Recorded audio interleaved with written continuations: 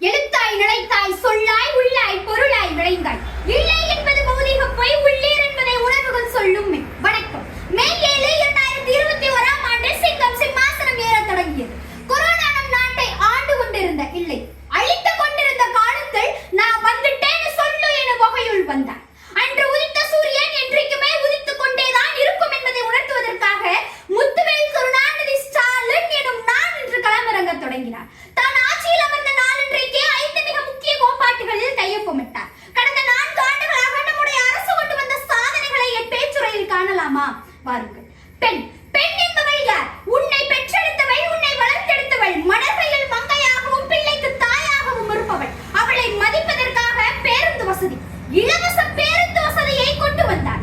அது மட்டுமா இல்லை, இந்நாட்டிலே பிறந்திருக்கக்கூடிய பெண் குழந்தைகளுக்கு கல்வி என்பது எவ்வளவு மிக முக்கியமோ 12ஆம் வகுப்பு வரை படித்துவிட்டால் போதாது, உயர்கல்வியும் படிக்க வேண்டும் என்பதை உணர்த்துவதற்காக மூவலூர் ராமாமிர்தம் அம்மையார் உயர்கல்வி திட்டத்தின் மூலம் மாணவர்களுக்கு 1000 ரூபாய் வழங்கும் திட்டத்தையும் கொண்டு வந்தார்.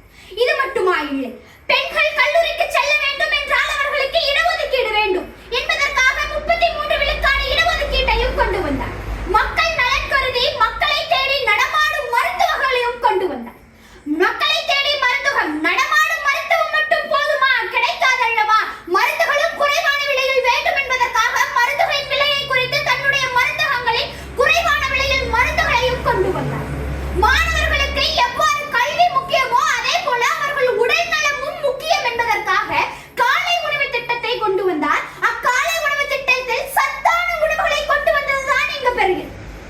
அடுத்ததாக காமராஜர் கல்லூரி மேம்பாட்டு திட்டம், ஐடி நிறுவனங்கள் 12, கல்லூரி மற்றும் அரசு மற்றும் அறிவியல் கல்லூரிகள் 12 என்ற பல்வேறு கொண்டு வந்தார். இது மட்டுமா? கிடையாது. இது மட்டும் இருந்தால் போதுமா? சாதி 1000 உண்டு இங்கு ஜாதி. ஆமையா உண்டு என அந்நியர் வந்து புகழ் என்ன நீதி என்று சொன்ன முருகுமாச பாரதியாரின் கவிதைகளை பணிந்து நம்முடைய ஸ்டாலின் ஐயா அவர்கள் சாதி ஒழிப்பு திட்டத்தையும் கொண்டு வந்தார். இது மட்டுமா? கிடையாது. விவசாயிகள் என்பவர் யார்? இந்நாட்டிலே எவ்வளவு நீர் முக்கியம் என்பதை உணர்ந்து விவசாயிகள் இல்லாவிட்டால் நம் பசி பட்டினி எல்லாம் என்னாவது என்பதற்காக விவசாயிகளுக்கு இலவச மின்சார வசதியையும் கொண்டு வந்தார். ஆவின் பாலகங்களில் பாலின் விலை குறைவையும் நம்முடைய ஐயாதான் கொண்டு வந்தார். தென்றலை தீண்டியதில்லை, ஆனால் தீயை தீண்டி இருக்கிறேன் என்று சொன்ன நம்முடைய கருணாநிதி ஐயா அவர்களின் வார்த்தைகளை பணிந்து அனைத்து தீயையும் தீண்டி இன்றைக்கு சிங்கமாக சிங்க நடை போட்டுக் கொண்டிருக்கிறார். உள்ளத்தில் நல்ல உள்ளம் உறங்காது என்பது எவ்வளவு மிக முக்கியமானதோ அதே போல உள்ளத்தில் நல்ல உள்ளம் என்றைக்கும் உறங்காது என்பதை உணர்த்தியுள்ளார். திமுக அரசு என்பது என்ன? அரசு என்பது மக்கள் நலனை கருதினால் போதுமா? கிடையாது. திராவிட மாடல் அரசுதான் திமுக அரசு. திராவிட மாடல் அரசு என்பது என்ன? இந்நாட்டிலே எல்லாருக்கும் எல்லாம் இதுதான். நான் என்று சொல்லும் போது உதடுகள் ஒட்டாது, ஆனால் நாம் என்று சொல்லும் போது உதடுகள் ஒட்டும். இதை நடைமுறைப்படுத்தினார். எவ்வாறு தெரியுமா?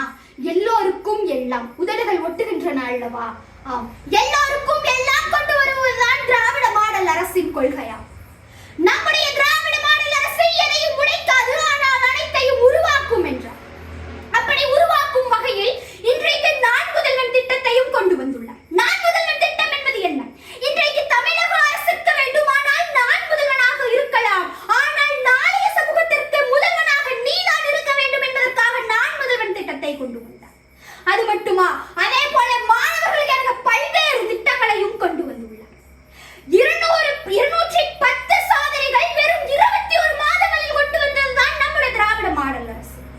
நீர் கொண்ட பார்வை, நிழல் கொண்ட வதனம், புகழ் கொண்ட நெஞ்சம், போர் கொண்ட வாழ்வு, தான் கொண்ட தளபதியே, கலைஞரின் முழக்கமே, அஞ்சுகத்தான் பேரனை, அறிவலாய வீரனை, அஞ்சுவது யாதென்றும் மரியாத தீரனை, என்றைக்கும் 1000 நான் பாட திராவிட பாஷையில் என்று கூறி விடைபெறுகிறேன். நன்றி, வணக்கம்.